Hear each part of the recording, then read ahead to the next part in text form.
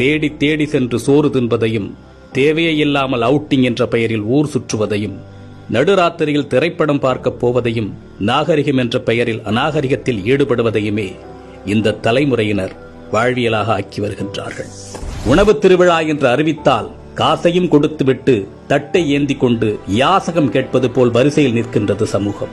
ஒரு நடிகன் தன்னுடைய வருமானத்தை பெருக்கிக் கொள்ள நள்ளிரவு காட்சிகளை வைக்கின்றார். அறிவை இழந்து குடும்பத்தோடு சென்று கூட்ட நெரிசல் சிக்கி இறந்து போகின்றார்கள்.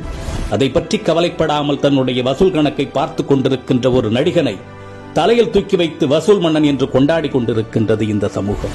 பேசத் தெரியாத குழந்தைகளின் கையில் அலைபேசியை கொடுத்து அதை பெருமையாக பார்த்து ரசிக்கின்றது சமூகம். இரவு 2 மணிக்கு மிட்நைட் பிரியாணியை குடும்பத்தோடு சென்று சாப்பிடுவது கௌரவமாகிவிட்டது.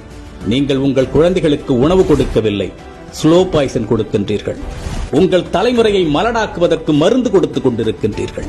பிள்ளையை பெற்ற பெற்றோர்களே, நம்மில் பலர் பிள்ளைகளை உருவாக்கவில்லை, நிறைய வருமானம் கொடுக்கும் ஜெர்சி மாடுகளை உருவாக்கி கொண்டிருக்கின்றோம். உங்களில் எத்தனை பேரின் பிள்ளைகளுக்கு அறிமுகம் இல்லாத ஒரு மனிதரிடம் 10 நிமிடம் உரையாட தெரியும்? சொல்லிக் கொடுத்திருக்கின்றீர்களா? இனி சொல்லிக் கொடுங்கள். உங்களில் எத்தனை பேரின் பிள்ளைகளுக்கு தன்னம்பிக்கைக்கும் தலைகணத்திற்கும் உள்ள வேறுபாடு தெரியும்? சொல்லிக் கொடுத்திருக்கின்றீர்களா?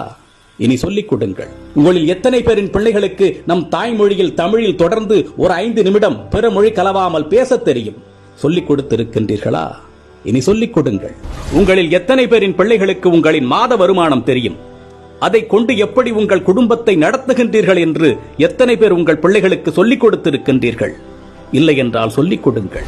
அது தெரியாததால் தான் இன்று பலர் லட்சத்தில் வருமானம் ஈட்டியும் இஎம்ஐயில் வாழ்க்கையை தொலைத்து விழி பிதுங்கி நின்று கொண்டிருக்கின்றார்கள். ஆண் பிள்ளைகளோ பெண் பிள்ளைகளோ, உடல் வெட்கம் என்றால் என்ன என்று சொல்லிக் கொடுங்கள்.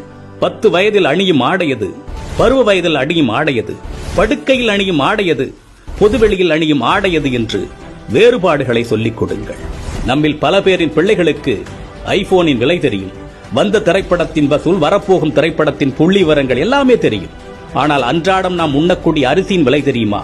காய்கறிகளின் நிலவரம் தெரியுமா? நம் பிள்ளைகளில் பலருக்கு பில்கேட்ஸை தெரியும், எலான் மஸ்கை தெரியும். ஆனால் நம் மொழிக்காக, இனத்தின் வளர்ச்சிக்காக இன்னுயிர் துறந்த தியாக வரலாறுகளை பற்றி தெரியுமா? இன்னும் சொல்வதானால் உங்களில் எத்தனை பேர் அவர்களை நினைத்து பார்க்கின்றீர்கள்? நம் மண்ணின் தியாக வரலாறுகளை நம் பிள்ளைகளுக்கு சொல்லிக் கொடுங்கள்.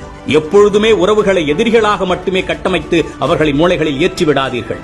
உறவுகளை ஒதுக்கத் தொடங்குங்கள் என்று அவர்களுக்கு நீங்கள் சொல்லிக் கொடுத்து விட்டால், அவர்கள் வளர்ந்து விட்ட பிறகு அவர்கள் ஒதுக்குகின்ற முதலாவது நபர் நீங்களாக தான் இருப்பீர்கள். வாழ்க்கை என்பது வெறும் கேளிக்கையும் வேடிக்கையும் பணம் ஈட்டுவதும் ஆடம்பரமும் மட்டுமல்ல, அது மன நிறைவாக வாழ்வது.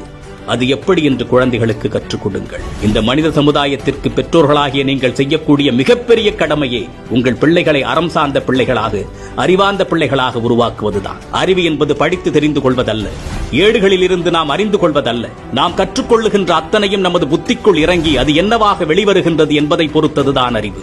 சிந்திக்க தூண்டுவது அறிவு. தன்னுள் எழும் கேள்விகளுக்கு தானே விடை காண்பதுதான் அறிவு. அப்படிப்பட்ட அறிவை உங்கள் பிள்ளைகளுக்கு வழங்குங்கள்.